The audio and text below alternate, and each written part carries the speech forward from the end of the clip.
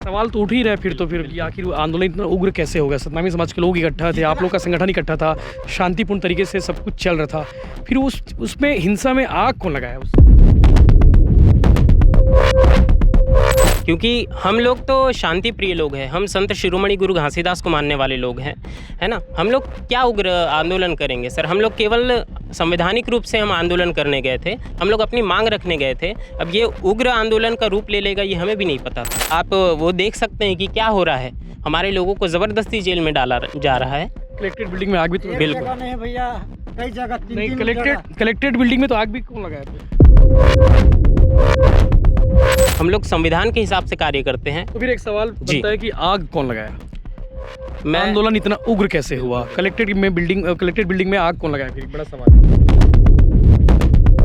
कि सतनामी समाज के स्वाभिमान के साथ जो खिलवाड़ होता आ रहा है, लगातार हम लोग देखते आ रहे हैं कि एक सतनामी समाज को ज़बरदस्ती एक आक्रोश का कारण बनाया जा रहा है कि भीम आर्मी कभी भी असंवैधानिक कार्य नहीं करती है। हमारे आप डाटा निकाल के देख लीजिए यशवंत भाई, हमारे जितने कार्य हैं हम संविधान के दायरे में रहकर ही कार्य करते हैं। बिल्कुल बिल्कुल। नमस्कार, जय जोहार, जय छत्तीसगढ़। बलौदाबाजार हिंसा को लेकर लगातार सियासी घमासान तेज है। इस बीच कार्रवाई भी जारी है, चाहे वो शासन स्तर पे हो चाहे प्रशासन स्तर पर हो, लगातार पुलिस की कार्रवाई जारी है। इस बीच आपको मालूम होगा कि इस विषय पर भीम आर्मी के चीफ और नगीना से सांसद चंद्रशेखर आज़ाद ने पिछले दिनों ट्वीट किया था और उन्होंने सरकार की कार्रवाई पर सवाल उठाया था। कहा था कि सरकार जो है कार्रवाई कर रही है निर्दोषों के ऊपर में, जो लोग दोषी हैं उनके खिलाफ कार्रवाई नहीं कर रही है।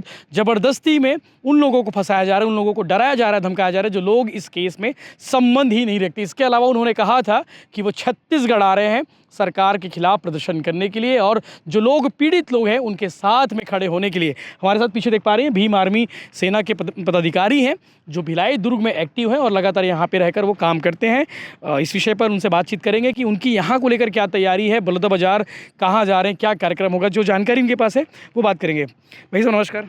नमस्कार। आपके पास संविधान की किताब देख पा रहा हूँ मैं। बिल्कुल, ये हमेशा आप साथ लेके चलते हैं? बिल्कुल सर, बिल्कुल। भीम आर्मी एक सामाजिक संगठन है जो अन्याय के खिलाफ मजबूती से आवाज़ उठाती है। और जैसा कि आपको विदित है पिछले दिनों में कि सतनामी समाज के स्वाभिमान के साथ जो खिलवाड़ होता आ रहा है, लगातार हम लोग देखते आ रहे हैं कि एक सतनामी समाज को ज़बरदस्ती एक आक्रोश का कारण बनाया जा रहा है। बस उसी के विरोध में और सतनामी समाज की एक आवाज़ को बुलंद करने के लिए नगीना से जो नवनिर्वाचित सांसद है और भीम आर्मी के संस्थापक आज़ाद समाज पार्टी के राष्ट्रीय अध्यक्ष माननीय एडवोकेट चंद्रशेखर आज़ाद जी, जो कि 4 जुलाई को भटगांव बिलाईगढ़ में अपनी आवाज़ बुलंद करने के लिए आ रहे हैं। सतनामी समाज को एक लंबे समय से सरकार के द्वारा आरोपी बनाया गया है। आप महसूस कीजिए यशवंत भाई कि एक हमारा जो आस्था का केंद्र है, जब उस आस्था के केंद्र पर इस तरीके की घटनाएं होती है तो सरकार को इस पर एक्शन लेना चाहिए। हमारी तो केवल ये मांग थी कि उस घटना की न्यायिक जांच हो, उस घटना की सीबीआई जांच हो। ये सरकार को इसका सम्मान करना चाहिए था।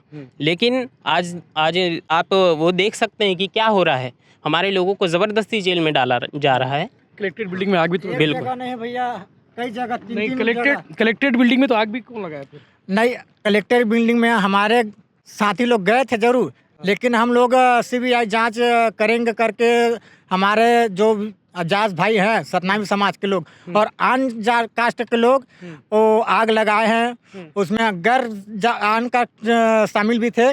तो हमारे समाज के लिए एक सवाल है सिंपल सा कि पुलिस ने आपके भीम आर्मी के प्रदेश अध्यक्ष जांगड़ी जी को जेल में डाल दिया और भी पदाधिकारी गिरफ्तार हुए हैं। पुलिस का कहना है कि भीम आर्मी का भी इसमें इन्वॉल्वमेंट था।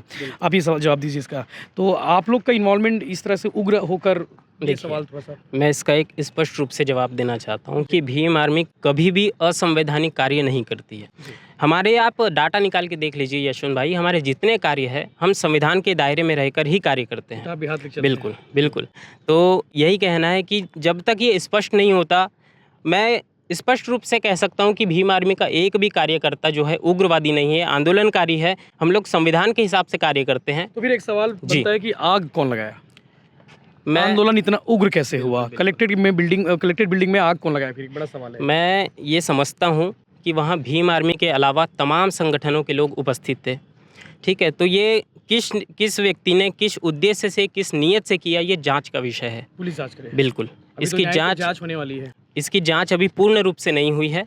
मैं ये आह्वान भी करना चाहता हूँ कि ये इसकी न्यायिक जांच हो और आरोपी, हम भी चाहते हैं कि आरोपी पकड़ा जाए, क्योंकि हमारे संगठन इस काम से हमारा संगठन बदनाम हो रहा है और हम लोग चाहते हैं कि आरोपी को न्यायिक जांच हो और आरोपी जल्द से जल्द गिरफ्तार हो।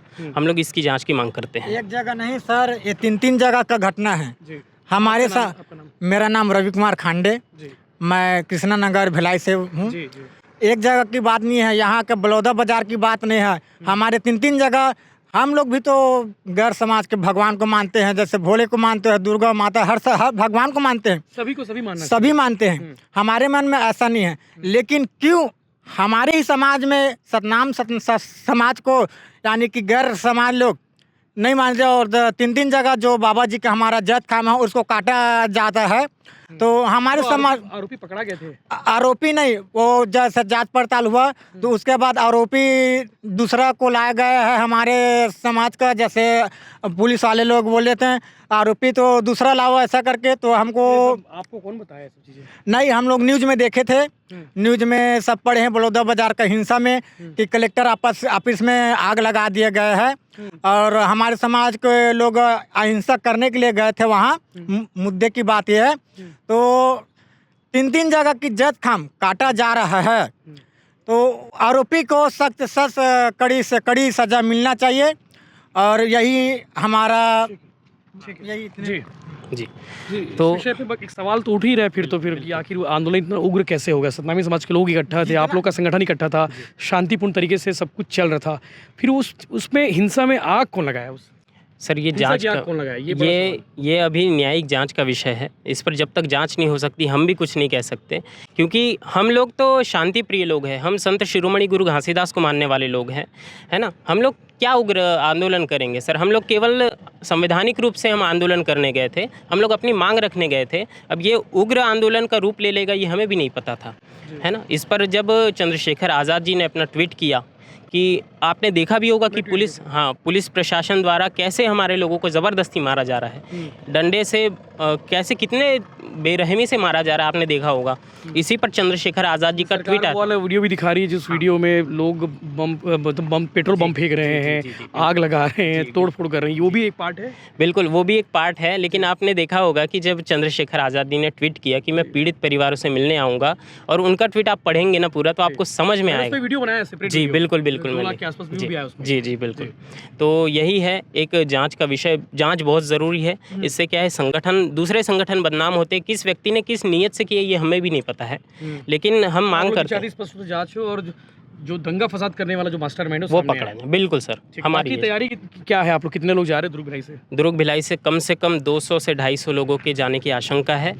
मैं भीम आर्मी से जिला अध्यक्ष स्वप्निल बंसोड़ आप सभी से आह्वान करना चाहता हूँ, जितने सामाजिक संगठन हैं, जितने भीम आर्मी के समर्थक हैं, पदाधिकारी हैं, आप सभी से आह्वान करना चाहता हूँ। 4 जुलाई 2024 दिन गुरुवार को भीम आर्मी के संस्थापक, आज़ाद समाज पार्टी के राष्ट्रीय अध्यक्ष और नगीना से नवनिर्वाचित सांसद माननीय एडवोकेट चंद्रशेखर आज़ाद जी का आगमन छत्तीसगढ़ में बिलाईगढ़ में भटगांव होने जा रहा है। आप सभी से पुनः आह्वान कि ज़्यादा से ज़्यादा संख्या में दल बल के साथ पहुँचे और आंदोलन को सफल बनाएं। कितने लोग आ रहे हैं? भीड़ का अंदाज़ा है अभी आप लोग तैयारी के हिसाब से? वहाँ पे तो सर आशंका है कि कम से कम 15 से 20 हज़ार लोगों के जुटने की आशंका। बाजार में जो 10 जून को थी उससे ज़्यादा भीड़ रहेगी? ज़्यादा रहेगी सर, ज़्यादा रहेगी। बिल्कुल। इस बार आंदोलन शांति होगा? शांतिपूर्ण तरीके से ही आंदोलन होगा, इसका मैं आश्वासन देता हूँ। हमारा आंदोलन कोई भी उग्रवादी नहीं होता। हम शांति रूप से ही अपनी बात को रखते हैं सरकार के सामने। और चंद्रशेखर आज़ाद जी का भी ये कहना है कि हम प्रेस वार्ता के माध्यम से सरकार को ये आश्वासन देना चाहते हैं और न्यायिक जांच की मांग करना चाहते हैं। हम लोगों ने हमेशा से जो है संविधान के दायरे में ही काम किया और हम आगे भी करेंगे। दिल्ली चले गए भाई साहब, संसद में हैं, वहाँ से आवाज़ बुलंद करने बोलिए।